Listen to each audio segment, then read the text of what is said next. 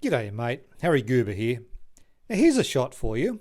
We're at Talara, New South Wales, postcode 2320, suburb of Maitland City.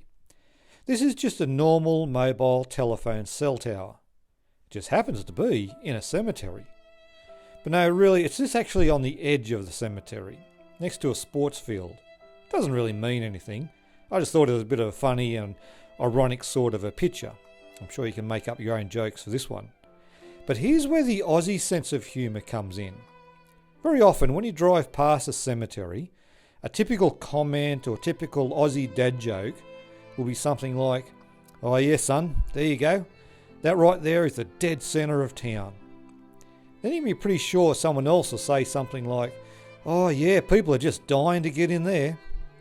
But personally I like to be a little bit more classy with my jokes, especially if you're talking to someone who's not from around here. I like to say something like, and kind of in a informative type of a statement, say something like, "Oh yeah, don't know about where you come from, but over here, if you live on the opposite side or next to a cemetery, it's actually illegal to be buried in that cemetery." Then just wait. Don't say anything, just let them process that thought. Sooner or later, someone will say, "Oh, wait a minute, that doesn't make any sense. Why can't you be buried in that cemetery?" Now they've taken the bait, and just reel them in a little bit and really re-emphasise the point and say, "Oh, absolutely, totally illegal.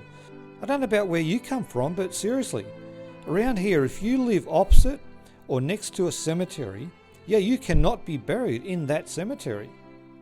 This usually gets them a bit confused and sometimes a bit indignant.